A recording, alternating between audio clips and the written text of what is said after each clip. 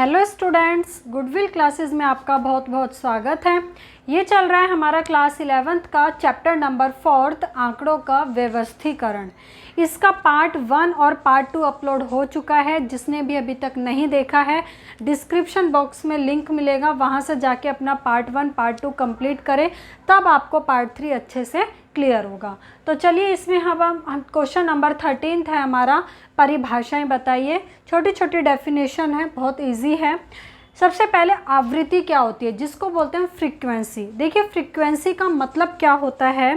Suppose करो आपकी class में कोई 20 मार्क्स का यूटी हुआ था, ठीक है। 20 मार्क्स का क्या हुआ था, यूटी हुआ था, और 10 बच्चों ने उस यूटी को दिया था, ठीक है। अब क्या हुआ, 10 बच्चों के कुछ नंबर, रोल नंबर जैसे 1 2 3 4 5 6 7 8 9 10, ऐसे 10 स्टूडेंट्स थे। और 10 स्टूडेंट्स के जो मार्क्स थे वो कुछ इस तरीके से आए थे। कितने में से, 20 मार्क्स के एग्ज़ाम में से 14 15 17 14 13 16 15 14 15 17, ठीक है। ऐसे करके कुछ मार्क्स आए थे।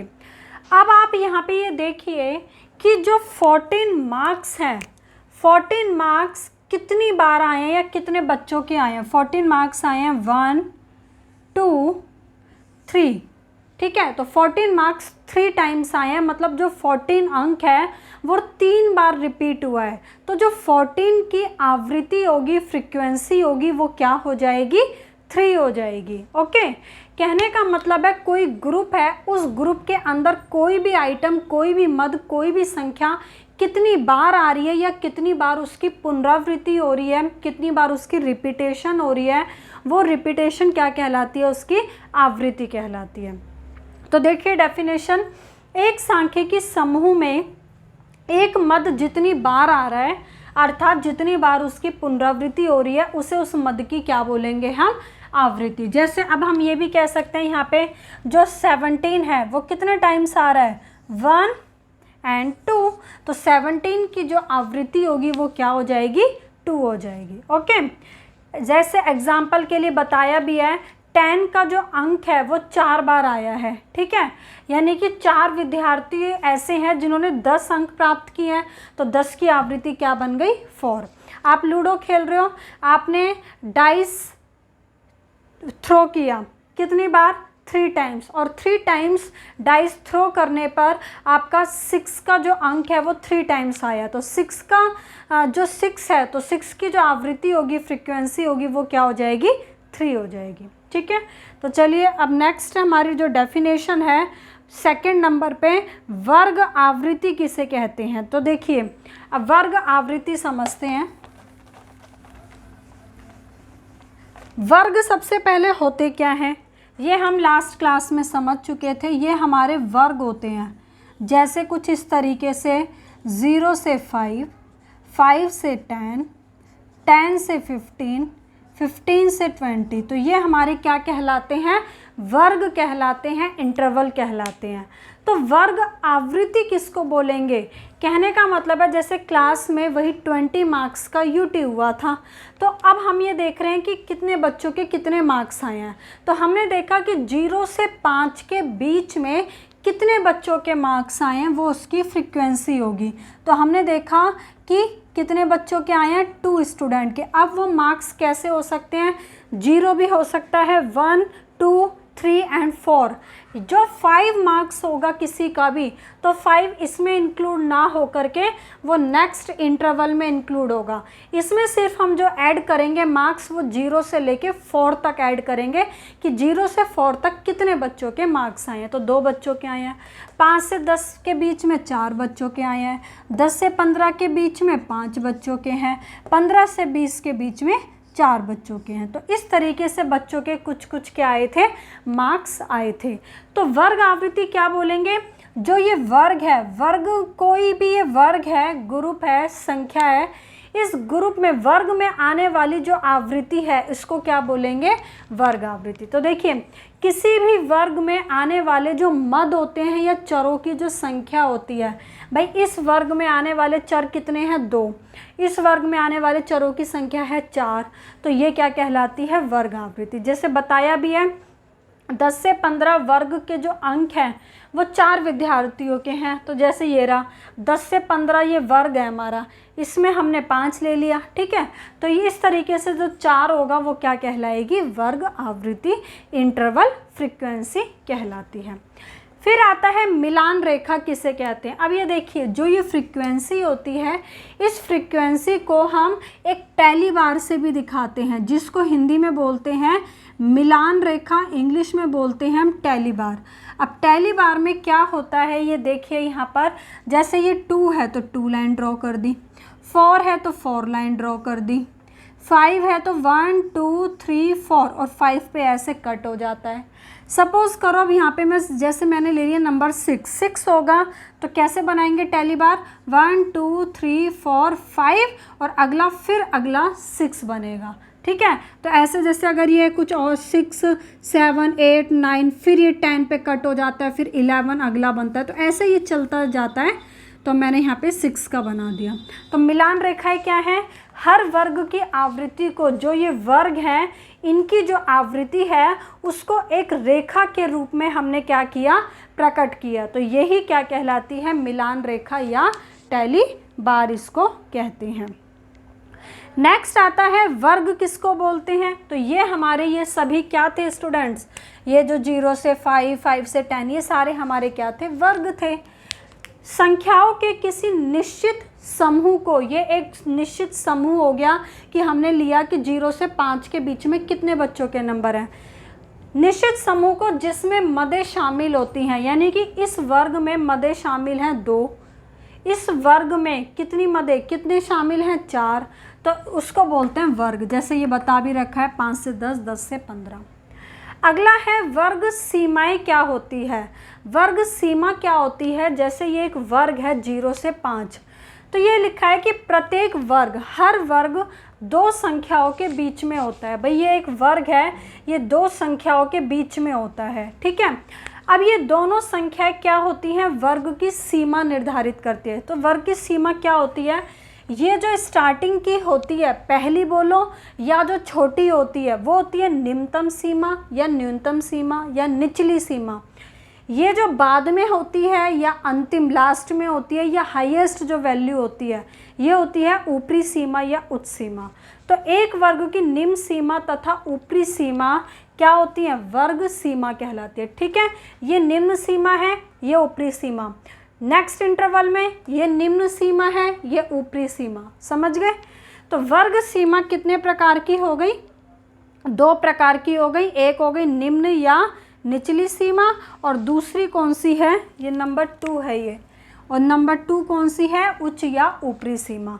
तो देखिए वर्ग की न्यूनतम छोटी या जो पहली संख्या होती है उसको निचली सीमा कहते हैं। जैसे ये सब क्या है, निचली सीमा है।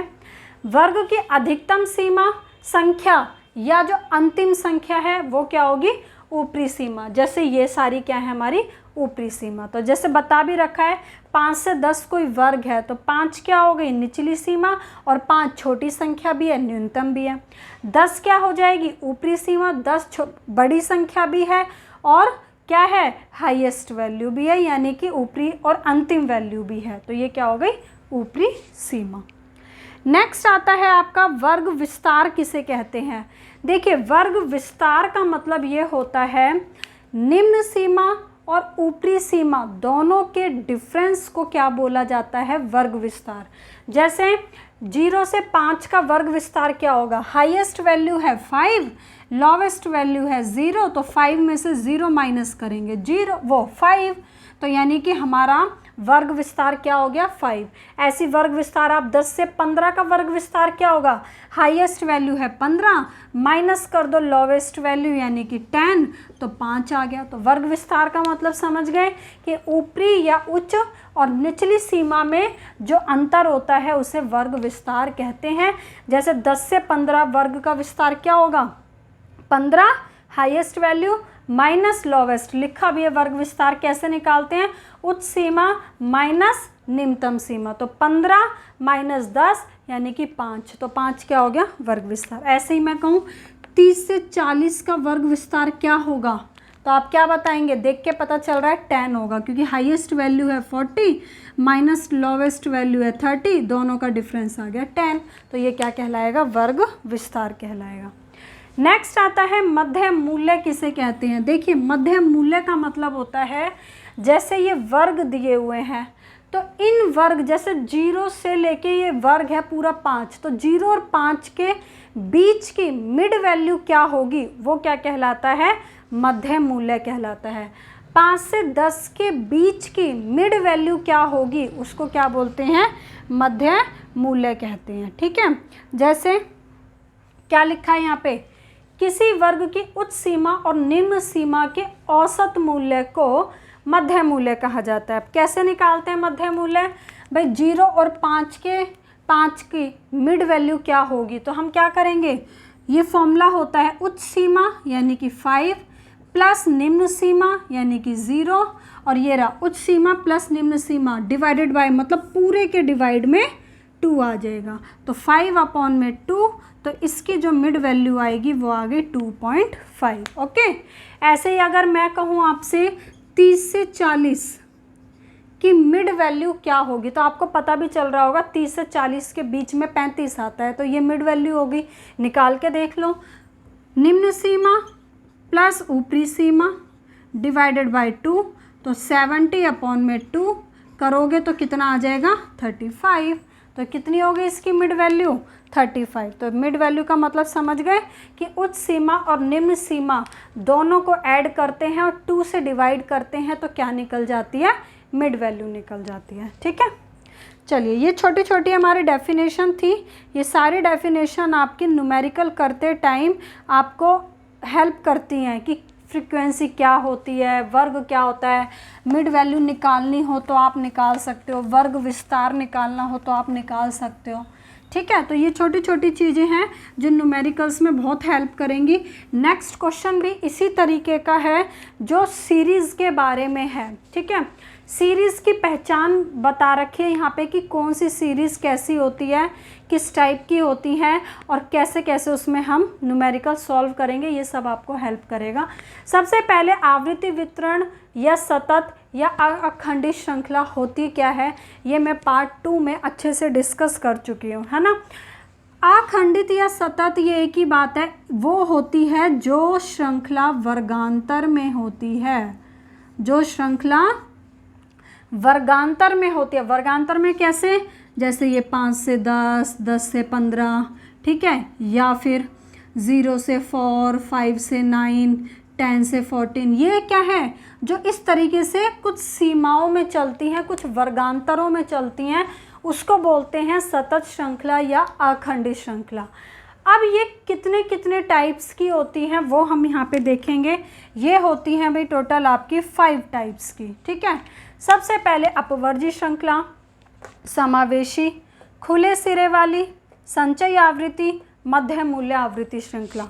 तो चलिए एक एक को डिस्कस करेंगे। सबसे पहले अब हम करते हैं अपवर्जी श्रृंखला कौन सी होती है। ठीक है, इसकी पहचान क्या होती है और किस तरीके से इसमें हम आवृत्तियों को शामिल करते हैं वो हम इसके अंदर देखते हैं। चलो तो चलिए इसमें हम ये देखते हैं कि अपवर्जी श्रृंखला होती कौन सी है। जैसे मान के चलिए आपके ये कुछ इंटरवल होते हैं। ठीक है, इंटरवल कुछ इस तरीके से है, जैसे 0 से 5, 5 to 10, 10 to 15, 15 to 20, ये इंटरवल आप देख रहे हैं। ये किसकी पहचान है? ये अपवर्जी श्रृंखला की। ठीक है, कैसे है पहचान?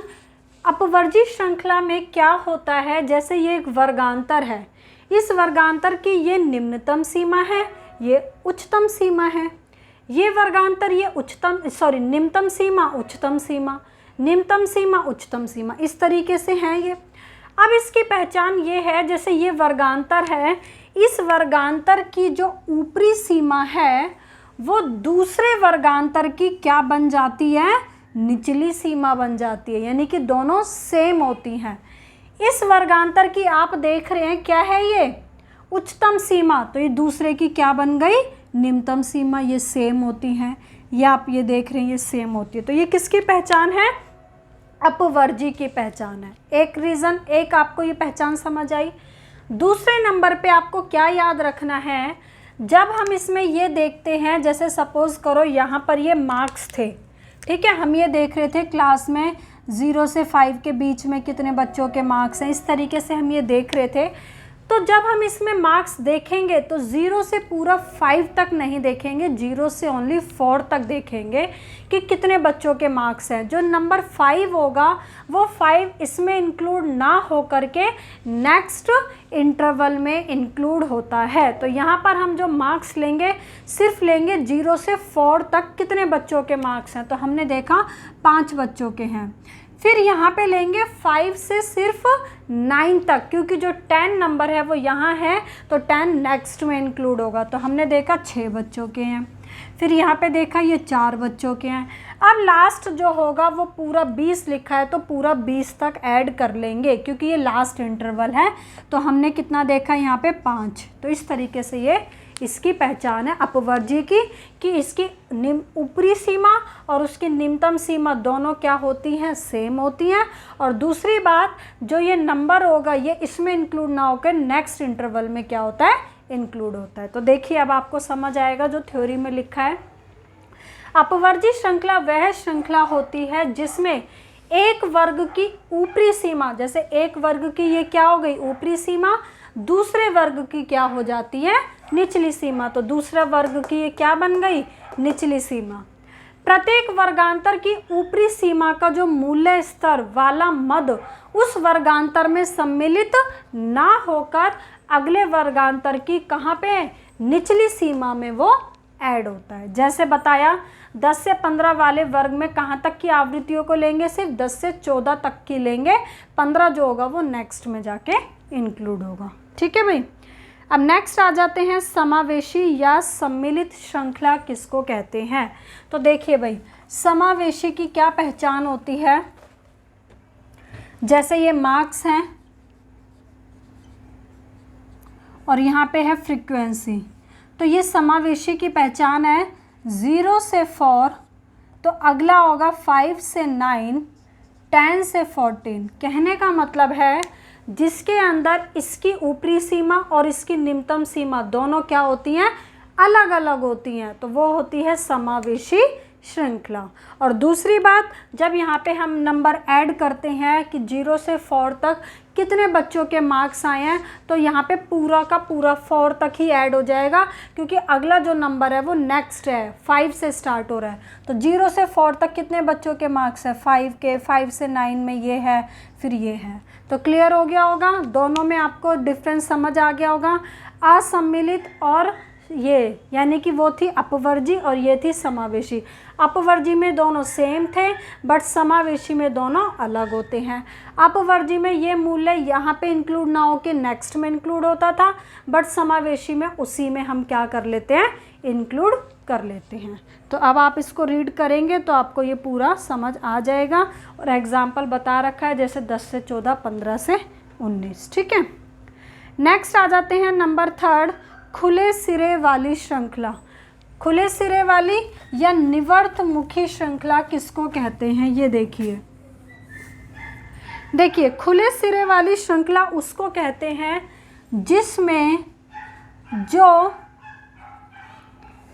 पहला इंटरवल होता है उसकी निम्नतम सीमा नहीं दी हुई होती। जैसे ऐसे लिख दिया 5 से कम, अगला होगा 5 से 10, 10 से 15, 15 से 20 और अगला लिख देगा 20 से अधिक। तो खुले सिरे वाली जिसको बोलते हैं open ended. Open ended series का मतलब वो होता है, वह श्रृंखला है जिसमें प्रथम वर्ग की निम्न सीमा और अंतिम वर्ग की उच्च सीमा नहीं दी होती। जैसे यहाँ पे जी ये इंटरवल दे रखे हैं, उस तरीके से यहाँ ये तो लिख दिया कि 5 से कम। अब 5 से कम कितना होगा, 2 से 5 है, 3 से 5 है, 1 से 5 है, कितना है, वो नहीं पता, यानी कि हमें न्यूनतम सीमा नहीं पता। ऐसे ही 20 से अधिक, अब 20 से अधिक में हमें कितना जाना है, 20 से 22 जाना है, 20 से 24 या 20 से 25 वो भी नहीं पता, यानी कि इसकी हमें क्या नहीं पता, अधिकतम सीमा नहीं पता। तो ओपन एंडेड सीरीज़ वही होती है, पहला जो इंटरवल है उसकी निम्नतम सीमा नहीं होती, लास्ट इंटरवल की हमारे पास उच्चतम सीमा नहीं होती, ठीक है। और बताया भी है प्रथम वर्ग की निचली सीमा के स्थान पर से कम और ऊपरी सीमा के स्थान पर क्या लिखा होता है, से अधिक लिखा होता है, ये इसकी पहचान है। तो जब ये तो पहचान हो गई, लेकिन जब हम न्यूमेरिकल सॉल्व करते हैं तो इसको हम ऐसे नहीं छोड़ते हैं, इसको हम इंटरवल में चेंज कर लेते हैं। वो कैसे चेंज करते हैं, हम पहले यहाँ का डिफरेंस चेक करते हैं। यहाँ का डिफरेंस 5 का है, 5 से 10, 10 से 15, 15 से 20, तो 5 का डिफरेंस है। तो ये कंफर्म है कि यहाँ भी 5 का ही डिफरेंस होगा। तो जब हम न्यूमेरिकल सॉल्व करेंगे तो हम इसको इंटरवल लिख लेते हैं 0 से 5। तो ऐसे ही यहाँ पे 20 से अधिक को हटा के हम इसको क्या कर देंगे, 20 से 25 कर देते हैं, ठीक है ना। और बाकी फ्रीक्वेंसी तो आपको दी होगी, जो भी दी होगी उसके अकॉर्डिंग आपको क्वेश्चन सॉल्व करना होता है। तो बस आपको यहाँ पहचान पता चल गई है, खुले सिरे वाली वो होगी जिसमें स्टार्टिंग में से कम और लास्ट में से अधिक लिखा होता है। अगला आता है संचयी आवृत्ति श्रृंखला किसको कहते हैं, जिसको बोलते हैं हम इंग्लिश में कॉम्युलेटिव फ्रीक्वेंसी। देखिए कॉम्युलेटिव फ्रीक्वेंसी वो होती है जिसमें ये वर्गांतरों को ना अलग अलग ऐसे नहीं रखते हैं, हम एक क्या करते हैं, जैसे जो ये आवृत्ति होती है ना, इनको ऐसे अलग अलग ना रखकर जोड़ दिया जाता है। कैसे जोड़ दिया जाता है, देखो हम समझते हैं इसको। यहाँ पर इसको हम नीचे ही समझ लेते हैं, ठीक है, ध्यान से देखना। पहले मैं यहाँ फ्रीक्वेंसी लिख देती हूँ 4,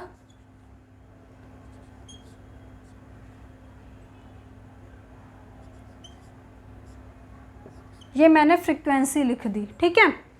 अब यहाँ पर देखिए जब ये संचयी आवृत्ति बनाते हैं हम, तो यहाँ पर हम क्या करते हैं, ये मार्क्स हैं और ये F ना हो के क्या हो जाता है, CF। CF का मतलब इंग्लिश में कॉम्युलेटिव फ्रीक्वेंसी, संचयी आवृत्ति होता है। अब इनको हम क्या करते हैं, 0 से कम तो कुछ है ही नहीं, हम लेंगे 5 से स्टार्ट। तो हमने स्टार्ट किया 5 से कम, 5 का अंतर है ना इनमें, तो हम यहाँ भी 5 का लिख लेंगे। 5, 10 से कम, 15 से कम, 20 से कम और लास्ट ले लेंगे 25 से कम। अब ध्यान से समझना, यहाँ कह रहा था कि 0 से 5 के बीच में 4 बच्चों के नंबर है। तो कहने का मतलब है जिनके नंबर 5 से कम है वो कितने बच्चे हैं, 4। और यहाँ पे भी यही कह रहा है कि 5 से कम कितने बच्चों के नंबर हैं, तो हमने बोल दिया भाई 4 बच्चों के हैं, तो हमने 4 ले लिया, ठीक है। अब यहाँ कह रहा था कि 5 से 10 के बीच में 6 बच्चों के नंबर है। सिर्फ वो कह रहा है जिनके नंबर 5 है, 6 है, 7 है, 8 है और 9 है, 10 नहीं, क्योंकि 10 नेक्स्ट में इंक्लूड होगा। तो वो टोटल कितने बच्चे हैं, 6। बट यहाँ कह रहा है 10 से कम कितने बच्चों के नंबर है, तो 10 से कम ये तो है ही है, तो 10 से कम तो ये वाले बच्चे भी हैं। तो अब हम इस 4 तो लेंगे ही लेंगे, अगला जो 6 है उसको भी ऐड कर देंगे, यानी कि 10। ऐसे ही 15 से कम कितने बच्चों के नंबर है, 15 से कम ये 6 और 4 10, ये 10 तो है ही है, ये तो लेना ही लेना है, प्लस 5 और ये मिल गया क्योंकि ये 15 से कम है ये, ठीक है। तो कहने का मतलब है इसमें हर अगली टर्म क्या होती जा रही है, ऐड होती जा रही है। तो इसलिए बोल रहा है संचयी आवृत्ति श्रृंखला वो होती है जिसमें आवृत्तियों को वर्ग के अनुसार, हम वर्ग के अनुसार ऐसे अलग अलग नहीं रखते हैं, उनको संचयी रूप में क्या कर देते हैं, हम जोड़ देते हैं। तो जहाँ पे भी आपको ये लगे कि जो ये है जैसे फ्रीक्वेंसी ये बढ़ती जा रही है या घटती जा रही है, और यहाँ पर इंटरवल ना दे करके क्या लिखा होगा, से कम या से अधिक लिखा होगा, ये संचयी आवृत्ति की पहचान है। दोबारा बता रही हूँ, संचयी आवृत्ति की पहचान क्या है, जहाँ पर से ये वर्गांतर नहीं दिए होंगे, वहाँ पर से कम या से अधिक लिखा होगा। वहाँ पर ये F नहीं होगी, वहाँ पर CF होगी, या तो वो CF बढ़ती जाएगी, से कम होगा तो बढ़ती जाएगी, से अधिक के केस में वो CF घटती चली जाती है, तो ये इसकी पहचान है। ठीक है, बहुत ज़्यादा डिटेल में इसलिए नहीं जा रही क्योंकि न्यूमेरिकल सॉल्व करेंगे तब भी हम इसको अच्छे से करेंगे। अभी आपको सिर्फ इसकी पहचान देखनी है क्या होती है। एंड लास्ट सीरीज़ है मध्य मूल्य आवृत्ति श्रृंखला। मध्य मूल्य आवृत्ति श्रृंखला बच्चे वो होती है जिसमें ये वर्गांतर ना दे करके इनकी मिड वैल्यू को दे दिया जाता है। मिड वैल्यू अभी हम देख चुके हैं क्या होती है, इन दोनों के बीच की जो वैल्यू होती है उसको मिड वैल्यू कहते थे, है ना। तो मिड वैल्यू दे दी जाती है तो उसको बोलते हैं मध्य मूल्य आवृत्ति श्रृंखला। तो देखिए, मध्य मूल्य आवृत्ति श्रृंखला वो होती है जिसमें वर्गांतरों के केवल मध्य मूल्य या आवृत्तियां दी होती है। मतलब आपको ये नहीं दिया होगा, सिर्फ मिड वैल्यू दी होगी और फ्रीक्वेंसी दी होगी। जैसे देखिए यहाँ पे एग्जाम्पल भी बता रखा है ना। ये मिड वैल्यू है और ये फ्रीक्वेंसी है। अब मिड वैल्यू क्या है आप देख रहे हैं, 5, 15, 25, 35 और 45 और इनकी फ्रीक्वेंसी है 6, 5, 11, 9, 8। अब ये देखिए, ये आपको पता चल गया ये इनकी मिड वैल्यू है, ये फ्रीक्वेंसी है। लेकिन जब हम न्यूमेरिकल सॉल्व करते हैं तो हमें हमेशा किसकी ज़रूरत पड़ती है, इंटरवल की ज़रूरत पड़ती है। ठीक है, बिना इंटरवल के कई बार क्वेश्चन सॉल्व नहीं होता, कई बार हो भी जाता है। लेकिन आपको पता होना चाहिए कि अगर मिड वैल्यू है तो उसकी हेल्प से इंटरवल कैसे निकालते हैं। ठीक है, तो देखिए मैं यहाँ पे आपको इसका इंटरवल बताती हूँ निकालते कैसे हैं। जैसे ये मिड वैल्यू है कितनी, 5। अब ये मिड वैल्यू 5 आई कैसे होगी, अगर मैंने जैसे पहले एग्जांपल लिया था इंटरवल 0 से 5, तो 0 से 5 की जो मिड वैल्यू होगी वो क्या होगी, 0 + 5 अपॉन में 10, वो सॉरी 2, तो कितना होगा 5 अपॉन में 2, तो 2.5। लेकिन यहाँ तो मिड वैल्यू कितनी आ रखी है, 5 आ रखी है। तो 5 आ रखी है तो ये जो मिड वैल्यू है ये 5 आई कैसे होगी, कहने का मतलब है इसकी लोवेस्ट टर्म क्या रही होगी और इसकी हाईएस्ट टर्म क्या रही होगी। कुछ ना कुछ लोवेस्ट टर्म रही होगी, कुछ ना कुछ हाईएस्ट टर्म रही होगी, तभी हमने दोनों को ऐड किया होगा, 2 से डिवाइड किया होगा, तब मिड वैल्यू आपकी 5 आई होगी। तो अब ये जो है इंटरवल हम कैसे निकालेंगे, उसको निकालने के लिए देखिए फॉर्मूला होता है। सबसे पहले यहाँ पे वर्गांतर कैसे निकालेंगे, किसका फॉर्मूला है, निचली सीमा का। ये वर्गांतर निकालने का फॉर्मूला बता रखा है एक तरीके से। ठीक है, और कौन सा, निचली सीमा कैसे निकालते हैं, लोवेस्ट वैल्यू। लोवेस्ट वैल्यू का फॉर्मूला है m - 1/2 इंटू में i। m का मतलब क्या हो गया, मिड वैल्यू। मिड वैल्यू कितनी है, 5, तो मैंने यहाँ लिखा 5। ठीक है, कितना लिखा मैंने यहाँ पे, 5 - 1/2 इंटू में i का मतलब होता है डिफरेंस। मिड वैल्यू में डिफरेंस चेक करो, 5, 15, 25, 35 कितने कितने का है, 10, 10 का, तो हम यहाँ रख देंगे 10। तो 2 5 = 10, तो 5 में से 5 गए, कितना आ गया, 0 आ गया। 5 में से 5 गए, कितना आया, 0 आया। तो हमने ये कहा कि जो लोवेस्ट वैल्यू है इसकी वो क्या होगी, 0 होगी। अब हाईएस्ट वैल्यू क्या होगी वो हम निकालेंगे। हाईएस्ट वैल्यू निकालने का देखो ये फॉर्मूला लिखा हुआ है, m + 1/2 इंटू में i। अभी हमने निम्नतम सीमा के फॉर्मूले में माइनस किया था, इसमें हम क्या कर देंगे, प्लस कर देंगे। तो m कितना है, मिड वैल्यू वही सेम लेंगे, 5 + 1/2 इंटू में i का मतलब डिफरेंस 10 का है, तो 2 5 = 10, तो 5 और 5 कितना होता है भाई, 10 होता है। तो हमें यहाँ मिल गई 10। तो बात समझ में आई है। मिड वैल्यू अगर 5 थी तो हमने फॉर्मूले से उसकी लोवेस्ट टर्म भी निकाल ली और फॉर्मूले से उसकी हमने हाईएस्ट टर्म भी निकाल ली। और अब आप चेक भी कर सकते हैं, 0 10 को ऐड करो तो कितना आएगा, 10, और 10 को 2 से डिवाइड करोगे तो 5 इसकी मिड वैल्यू करेक्ट आ रही है। अब हमें सारी ऐसे फॉर्मूले से नहीं निकालनी पड़ेगी। ठीक है, एक निकाल लोगे तो उसी के अकॉर्डिंग करते जाओ। एक निकल गई 0 से 10, तो जैसे यहाँ पे डिफरेंस 5, 15, 25, यहाँ कितने कितने का डिफरेंस है, 10, 10 का है, तो यहाँ भी डिफरेंस 10, 10 का रहेगा। कैसे, 0 से 10, तो अगला होगा 10 से 20, 20 से 30, 30 से 40, 40 से 50, कोई भी एक चेक कर लो। 20 और 30 कितना होता है 50, 50 को 2 से डिवाइड करोगे 25 मिड वैल्यू आ रही है ना।